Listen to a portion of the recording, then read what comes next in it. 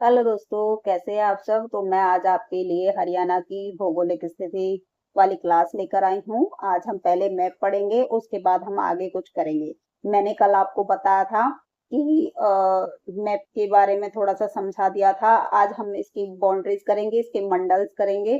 ठीक है, कौन से जिले से कौन सा स्टेट लगा हुआ है, अदर स्टेट, ये भी आज दोबारा से करेंगे।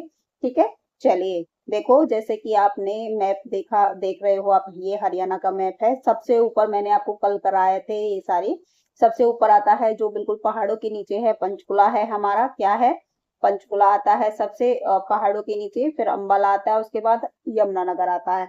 फिर बिल्कुल नीचे क्या है? सर आता है हमारा कुरुक्षेत्र। इसके दो पैर कौन से बताए थे? कैथल और करनाल बताया था। उसके बाद जींद। जब हमारा सर भी है, पैर भी हैं, तो बीच में दिल भी होगा। तो हमारा सबसे अच्छा जो इम्पोर्टेंट हिस्सा है वो क्या है? दिल हमारा। तो हमारा दिल क्या है? जींद। तो जींद दिल है हमारा। तो हार्ट ऑफ हरियाणा बोला जाता है इसको। उसके बाद जब दिल को जीने के लिए पानी की आवश्यकता पड़ती है तो पानी से पानीपत आ गया। उसके बाद इसके बाद क्या आता है? पानी के बाद जब हम पानी पीते हैं तो हमारा चेहरा ग्लो करता है, सोना हो जाता है, तो सोनीपत आ गया। फिर उसके बाद रौनक आ जाती है हमारे चेहरे पर, तो रौनक से रोहतक। फिर जब हमारे चेहरे पर रौनक आती है, मुझको देखते हैं तो हमारी मुस्कुराहट आ जाती है, हंसी आ जाती है, तो हंसी से हांसी। फिर उसके बाद हांसी। हांसी के बाद हांसी किसका हिस्सा है?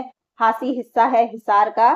किसका हिस्सा है हांसी? हिसार का हिस्सा है। तो उसके बाद आ जाता है हिसार। और फिर जब हमारा सब कुछ अच्छा अच्छा होता है तो हमें हमारी सब चीज पे फतेह हो जाती है, विजय प्राप्त कर लेते हैं, तो उसके बाद क्या आता है? फतेहाबाद आता है। फिर सिरसा आता है। ठीक है, उसके बाद यहाँ पे आ जाइए नीचे। नीचे आ जाते हैं हम। उसके बाद हिसार हो गया, हांसी हो गया, रोहतक हो गया, सोनीपत हो गया। उसके बाद देखो यहाँ से भवानी माँ से हम क्या, जब सारा कुछ हो गया तो रहने के लिए, उस शरीर को सेफ रखने के लिए, रहने के लिए क्या चाहिए? घर चाहिए। रहने के लिए भवन चाहिए, तो भवन से भवान भिवानी हो गया। फिर चर खाने के लिए कुछ ना कुछ चाहिए, तो चरखा काटेंगे तो खाने के लिए मिलेगा, तो चरखी दादरी। फिर झज्जर। फिर उसके बाद हम हमें शिक्षा प्राप्त करने के लिए गुरु की भी जरूरत होती है, तो गुरु से गुरुग्राम। और फिर खाने के लिए कुछ अटर पटर भी चटर पटर भी चाहिए, तो उसके लिए हम रेवड़ी खा लेते हैं, तो गुरुग्राम के बाद क्या था? रेवड़ी यानी रेवाड़ी। उसके बाद फिर महेंद्रगढ़। इस शहर का कुछ नाम तो रखेंगे, तो हमने रख लिया महेंद्र, नाम रख लिया इसका, तो महेंद्र से महेंद्रगढ़।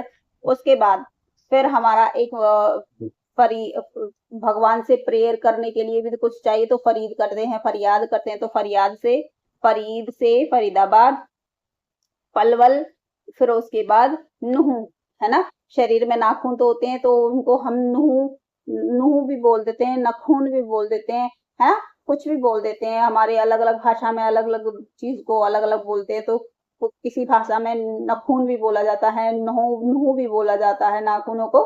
तो उससे नुह हो जाएगा। तो ये हमारा पूरा हरियाणा का मैप हो गया। इस तरह से अगर आपको याद हो गया हो तो मुझे कमेंट करके बता देना, हाँ आपके माइंड में ये बैठ गया है। चलिए, अब इसके मंडल बता देते हैं कि कौन सा मंडल में कितने जिले आते हैं। ठीक है, सबसे पहले देखो, ये हो गया पंचकुला, अंबाला, यमुनानगर और कुरुक्षेत्र। ये जो ऊपर के चार जिले हैं, इनका एक मंडल बनता है, और इस मंडल का नाम क्या है?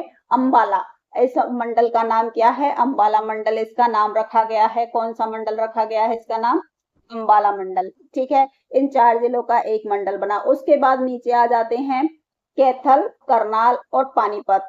कैथल, करनाल और पानीपत, कैथल, करनाल और पानीपत, इन तीन जिलों का एक मंडल बनता है, और इस मंडल का नाम क्या है? करनाल के नाम पे उस मंडल का नाम पड़ा है।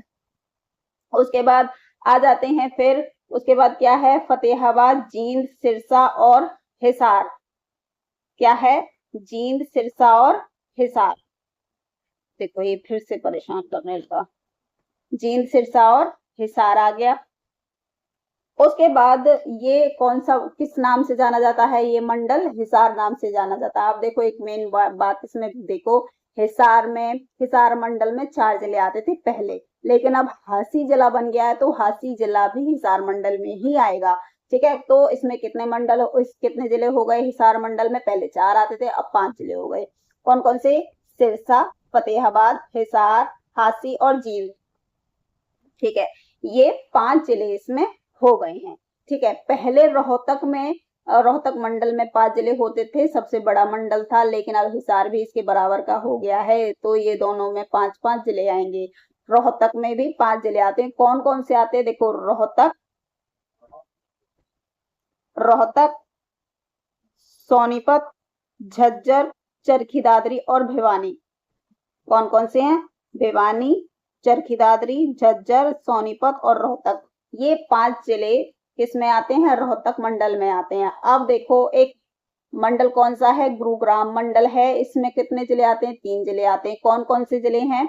गुरुग्राम, चले देखो, गुरुग्राम मंडल देखते हैं, इसमें 3 जिले आते हैं। कौन, कितने जिले आते हैं? 3 जिले आते हैं, गुरुग्राम, रेवाड़ी और महेंद्रगढ़। कौन कौन से? गुरुग्राम, रेवाड़ी और महेंद्रगढ़, 3 जिले आते हैं इसमें। उसके बाद आ जाता है फरीदाबाद मंडल। कौन सा मंडल? फरीदाबाद मंडल आ जाता है, इसमें भी 3 जिले ही आते हैं, फरीदाबाद, पलवल और नुहू। फरीदाबाद, पलवल और नुहू, इसमें भी 3 ही जिले आते हैं। तो ये हो गए हमारे 6 मंडल। कौन सा? देखो, सबसे पहला है अंबाला, उसके बाद है करनाल, उसके बाद है हिसार, फिर रोहतक, फिर गुरुग्राम और फिर फरीदाबाद। ये 6 मंडल हमारे हैं।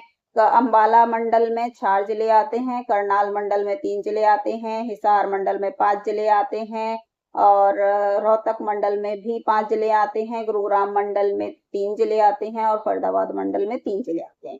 ठीक है, ये हो गए हमारे मंडल कंप्लीट। अब देखो, थोड़ी सी इसकी बाउंड्री बता देती हूँ नेचुरल तरीके से, जो सीमाएं इसकी बनी हुई हैं, जो मैं कल बता रही थी आप लोगों को। देखो, जैसे ये है, यहाँ से ये लाइन, देखो ये मुझे पेंसिल परेशान करती है ना, मुझे गुस्सा आता है। ये लाइनिंग यहाँ से आ रही है ना, यहाँ से ये बाउंड्री जो है, यहाँ ये कौन सी है? ये यमुना नदी है। कौन सी नदी है? यमुना नदी है। और इधर क्या है? इधर साइड में है, ये घग्गर नदी है। इधर साइड में क्या है? घग्गर नदी। इधर ये घग्गर नदी है और ये यमुना नदी है इधर साइड में। कौन सी नदी है? ये घग्गर नदी हो गई, ये वाली घग्गर नदी है और ये यमुना नदी है। ठीक है, तो ये घग्गर नदी हो गई, ये यमुना नदी हो गई। ठीक है, यमुना नदी यूपी से और हरियाणा के बीच बाउंड्री बनाती है, और जो ये घग्गर नदी है, ये पंजाब और हरियाणा के बीच बाउंड्री बनाती है, और ये यूपी और हरियाणा के बीच बाउंड्री बनाती है। कौन? यमुनानगर। ये 2 नदियां ऐसी हैं जो नेचुरल तरीके से बाउंड्रीज बनाती हैं। ठीक है, ऊपर होती हैं शिवालिक की पहाड़ियां और नीचे होती हैं अरावली की पहाड़ियां, अरावली हिल्स होती हैं। इतना समझ में आया? यहाँ पे उत्तराखंड होता है जो 11 किलोमीटर का होता है। क्या होता है? उत्तराखंड कितने किलोमीटर का होता है? 11 किलोमीटर का होता है। इधर हमें पंजाब टच करता है, जो अदर स्टेट हैं वो बता देती हूँ। इधर से हमें पंजाब टच करता है, इधर साइड से हमें पंजाब टच करता है, और इधर से हमें यूपी टच करता है। नीचे राजस्थान आ गया, ऊपर हिमाचल प्रदेश है। आज तो बिल्कुल ही नहीं चल रही है पेंसिल, कोई बात नहीं, चलिए। ये है वो, ऊपर है हिमाचल प्रदेश, यहाँ है उत्तराखंड, यहाँ है यूपी और यहाँ पर है पंजाब, और ये है राजस्थान का एरिया। किसका एरिया? राजस्थान का एरिया, यहाँ पे ये राजस्थान। ठीक है, तो ये थी हमारी बाउंड्री। आप डिस्टरबेंस हो रहा है उसके लिए सॉरी, पता नहीं ये हैंग हो रहा है क्या है, नेट ऐसे ही चलता है, ये ना नेट दिक्कत करता है ना, तो बहुत परेशान करता है ये। ठीक है, चलिए देखो, ये राजस्थान हो गया हमारा, ये राजस्थान हो गया, ये वाली जगह, ये यूपी हो गया, ये पंजाब था और ऊपर हिमाचल प्रदेश था।